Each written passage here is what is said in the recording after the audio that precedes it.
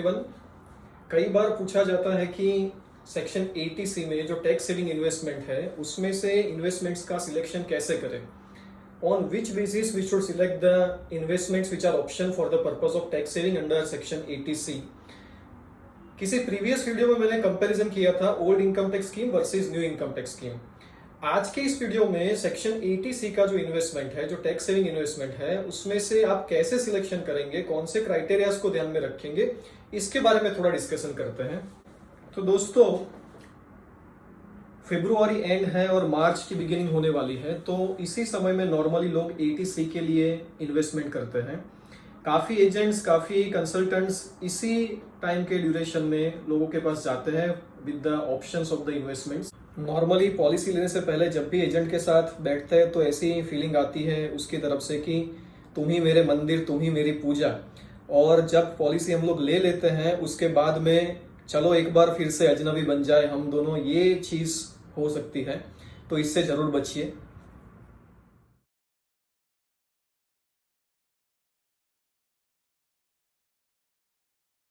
ऐसा भी होता है कि आप बैंक में जाते हैं पैसा डिपॉजिट करने के लिए और बैंक में से कोई एम्प्लॉय आपको बोलता है कि सर इतने इतने इन्वेस्टमेंट्स के ऑप्शन है, अच्छे ऑप्शंस हैं, आप अपना पैसा यहाँ पर लगाइए।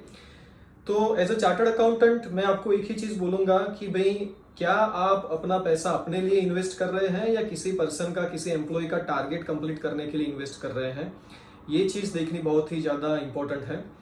इस वीडियो में कोई भी प्रमोशनल चीज़ नहीं है। जो भी क्राइटेरिया है, जिस बेसिस पे we should select the investments which are proper for us, हमारे लिए कौन सी चीज सही है, उसी के बारे में डिस्कशन करेंगे। किसी एक इन्वेस्टमेंट प्रोडक्ट का भी हम लोग किसी का भी डिस्कशन नहीं करने वाले। Only things we are going to discuss is कि कौन से बेसिस पे आप लोग ये डिसाइड करोगे कि ये प्रोडक्ट मेरे लिए सही है, ये प्रोडक्ट मेरे लिए सही नहीं है। तो सबसे पहले जो क्राइटेरिया आता है वो है सिक्योरिटी।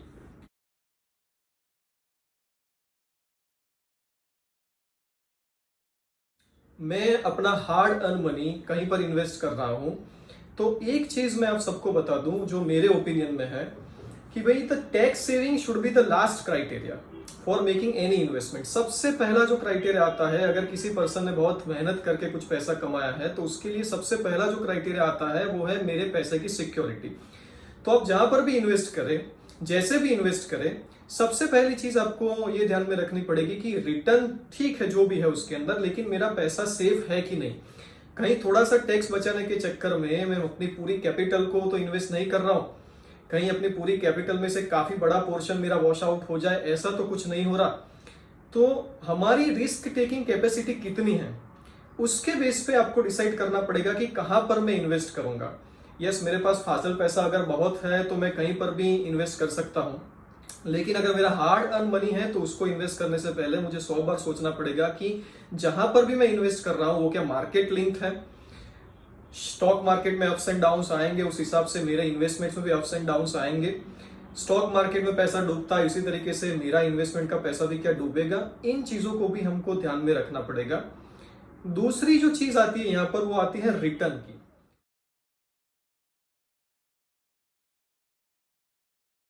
रिटर्न को हम लोग इस तरीके से समझते हैं कि काफी बार लोग अपने रिटायरमेंट का प्लानिंग करते हैं और रिटायरमेंट के प्लानिंग में इस तरीके से कहते हैं कि भाई आफ्टर 15 इयर्स, आफ्टर 20 इयर्स और आफ्टर 25 इयर्स मेरे पास एक लमसम अमाउंट आएगी और उस लमसम अमाउंट को मैं कहीं पर इन्वेस्ट करूंगा, उसमें से मुझे रिटर्न मिलता जाएगा जो मेरे लिए एक पेंशन बनेगा।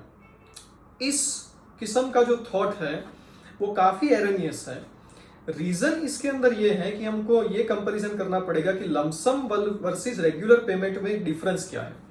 अगर कोई पर्सन मुझे लमसम पेमेंट करता है आफ्टर पीरियड ऑफ टाइम, और मैंने एस्टिमेट किया है कि मान लो कि कभी रेट ऑफ इंटरेस्ट 10% था, 12% था, और उस टाइम पे मैंने इन्वेस्ट किया और मैं सोच रहा हूं कि after few years I will get 1 crore rupees, और उसको मैं 6% के हिसाब से इन्वेस्ट करूंगा तो हर साल मुझे 6 लाख रुपए मिलेंगे, तो महीने के 50,000 रुपीज हुए। तो ये चीज समझनी पड़ेगी कि आफ्टर 15 इयर्स और आफ्टर 20 इयर्स क्या रेट ऑफ इंटरेस्ट जो है वो 6% रहने वाला है कि नहीं रहने वाला है।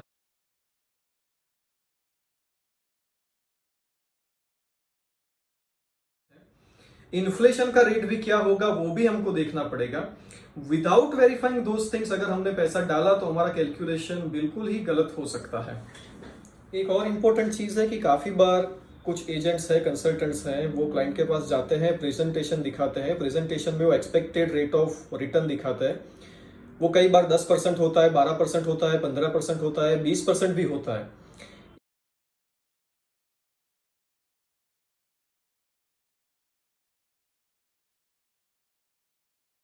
एक चीज हम सब लोग समझ ले यहाँ पर कि जब भी कोई पर्सन हमको एक्सपेक्टेड रेट ऑफ रिटर्न दिखा रहा है तो क्या वो सिलेक्टिव पीरियड हमारे लिए सिलेक्ट कर रहा है। जैसे कि किसी एक फंड के अंदर पिछले 5 साल में 20% रेट ऑफ रिटर्न मिला है, लेकिन अगर हम लोग 15 साल का एवरेज निकाले तो वो सिर्फ 5% ही है। या उल्टा भी हो सकता है कि पहले के किसी सालों में, पहले 5 सालों में लेट्स से उसका रेट ऑफ रिटर्न था 20%, लेकिन रिसेंटली वो हो गया है 5%, 2%, 3%। So whether he is making the comparison on a selective basis, क्या वो सिलेक्टिव बेसिस पे हमको दिखा रहा है कि जिस पीरियड का उसके फंड का रेट ऑफ रिटर्न हाईएस्ट था, क्या वही हमको प्रेजेंट किया जा रहा है। तो हम लोग ये देखेंगे कि जो पास्ट में आपका रेट ऑफ रिटर्न था वही फ्यूचर में एक्सपेक्टेड है, ऐसी कोई गारंटी नहीं है। सो जब भी आपके पास कोई कंपैरिजन लेके आए, कोई भी एजेंट आए, उससे पूछिए कि भाई मैं 15 साल के लिए इन्वेस्ट कर रहा हूं, तो आप मुझे पिछले 15 सालों का कंपैरिजन दिखाइए, या तो फिर जो भी कंपैरिजन है वो इस पीरियड का होना चाहिए कि जिससे मुझे सेटिस्फेक्शन लगे कि भाई ये expected rate of return future में भी कंटिन्यू होने वाला है। सो हम लोग एक पूरा गुड पिक्चर देख के ये डिसाइड नहीं कर सकते कि फ्यूचर में भी यही चीज होने वाली है। एक दूसरी भी इंपॉर्टेंट चीज है कि काफी जो टैक्स सेविंग इन्वेस्टमेंट्स है उसके अंदर इंश्योरेंस का पोर्शन भी रहता है। हमको ये समझना पड़ेगा कि इन्वेस्टमेंट और इंश्योरेंस दोनों अलग अलग कॉन्सेप्ट हैं। अगर हमारे टैक्स सेविंग के लिए हम लोग इंश्योरेंस को भी प्रीफर कर रहे हैं तो एक चीज का कैलकुलेशन हम लोग कर ले कि whether the insurance amount is sufficient for me और नॉट।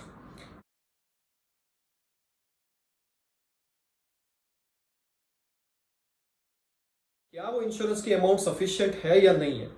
कई बार बोला जाता है कि द रिटर्न इज गारंटेड, तो गारंटी किसने दी है, कौन सी कंपनी ने दी है, प्राइवेट कंपनी है या पब्लिक सेक्टर कंपनी है, ये चीज भी हमको देखनी पड़ेगी। दूसरा, जब भी इंश्योरेंस की बात आती है at that time we need to understand कि भाई एक सवाल आप जरूर पूछिए कि ये जो इंश्योरेंस का ड्यूरेशन है वो कितने वक्त का है, कितने टाइम पीरियड के लिए ये इंश्योरेंस मेरे लिए मेरा रिस्क कवर करेगा।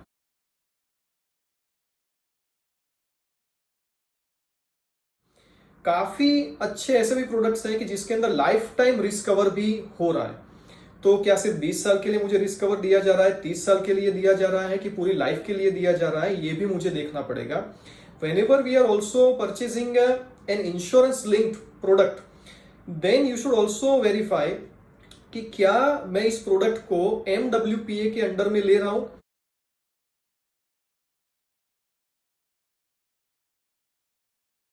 MWPA is married women's properties act. Married women's properties act के अंडर में जब भी आप कोई प्रोडक्ट लेते हैं तो उसमें वो जो अमाउंट है that will become the policy, जो भी है it will become a non attachable trust. तो उसको किसी भी सिचुएशन में अटैच नहीं किया जा सकता, ऐसी लीगल प्रोविजन है। तो एक चीज हमको एजेंट के पास से पूछनी पड़ेगी, उसको बोलना पड़ेगा कि भाई हमारी जो पॉलिसी है it should be taken under MWPA, married women's properties act के अंडर में preferably it should be taken. तो ये भी उसके साथ हमको बात करनी पड़ेगी। कई बार ऐसा भी होता है कि आज मेरी इनकम बहुत ज्यादा है, और सपोज मान लीजिए कि इनकम मेरी बहुत ही ज्यादा है और मैं अभी बड़ी अमाउंट का कोई प्रोडक्ट ले रहा हूं, पर ऐसा हो सकता है कि वो जो कमिटमेंट है वो 15 साल का है, 20 साल का है, 25 साल का है, और 2-3 साल के बाद, 5 साल के बाद ऐसा हो सकता है कि किसी भी रीजन की वजह से मेरी इनकम अभी जितनी है उतनी कंटिन्यू ना करे।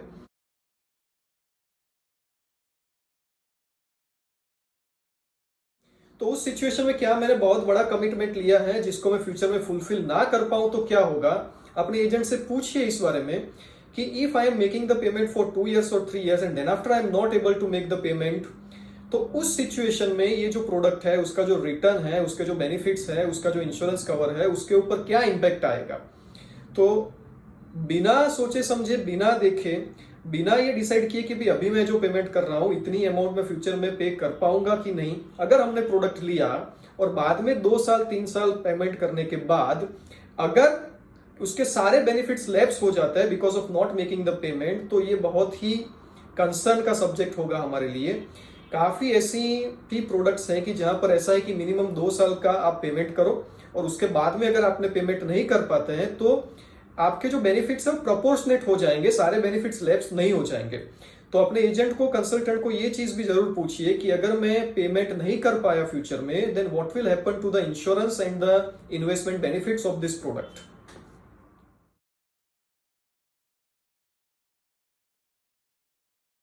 एक और चीज भी अपने एजेंट को जरूर पूछिए कि फ्यूचर में मान लीजिए मुझे बिजनेस के लिए पैसों की जरूरत पड़ रही है और मैं यहाँ पर बड़ी अमाउंट इन्वेस्टमेंट के लिए कमिट करके बैठा हूँ, तो क्या इसमें से कुछ पैसा मैं निकाल सकता हूँ, और अगर मैंने निकाला तो उसकी सरेंडर वैल्यू क्या आएगी, और अगर सरेंडर वैल्यू बहुत कम है, मुझे बहुत बड़ा नुकसान हो रहा है, तो क्या इंश्योरेंस कंपनी मुझे इसके सामने लोन दे रही है, और अगर लोन दे रही है तो कौन से बेसिस पे दे रही है और क्या क्राइटेरिया और कितनी लोन मुझे वो लोग देंगे। ये सवाल भी आप पॉलिसी लेने से पहले जरूर पूछिए। फिर लास्ट में बात आती है टैक्सेशन की। तो इन्वेस्ट करने से पहले एक बार देख लीजिए कि whether that investment is qualified for deduction under section 80C, वो डिडक्शन में क्वालिफाई हो रहा है। And normally whenever you are taking an insurance policy और equity linked insurance plan, this kind of things you are taking, in that situation section 1010D में उसकी maturity amount भी tax free होती है। So taxation का भी एक बार डिस्कशन अपने चार्टर्ड अकाउंटेंट के साथ कर लीजिए। बिफोर मेकिंग इन्वेस्टमेंट्स इतने क्राइटेरिया हैं जो आपको ध्यान में रखने चाहिए। Your chartered accountant will be the best person to advise you on this. किसी भी तरीके से किसी भी एजेंट को अपना पैसा इन्वेस्ट करने के लिए देने से पहले किसी नोन पर्सन से, कोई ऐसा पर्सन जो फिनेंशियली एक्सपर्ट है उसके पास जाइए, एक बार सारी चीज़ों का डिस्कशन कीजिए, जो भी स्कीम है उसके बारे में ध्यान से पढ़िए, उसके बाद में डिसाइड कीजिए कि आपके लिए कौन सा ऑप्शन बेनिफिशियल है। हमारी इनकम कितनी है, हम कितना इन्वेस्ट कर सकते हैं, कितना हमारे लिए टैक्स का बेनिफिट इंपॉर्टेंट है, कितना हमारे लिए सिक्योरिटी इंपॉर्टेंट है। काफ़ी अच्छे ऑप्शंस अवेलेबल हैं जिसमें ये सारे क्राइटेरिया को ध्यान में रख के डिज़ाइन की गई प्रोडक्ट्स हैं। But for that you need to do the research. तो अपने चार्टर्ड अकाउंटेंट को पूछिए कि आपके लिए कौन सी चीज़ ज़्यादा बेहतर रहेगी, उसके बाद ही आप इन्वेस्टमेंट कीजिए। सिर्फ टैक्स बचाने के लिए किया गया इन्वेस्टमेंट कई बार हमारे लिए प्रॉब्लम क्रिएट कर सकता है। So thank you very much friends for watching.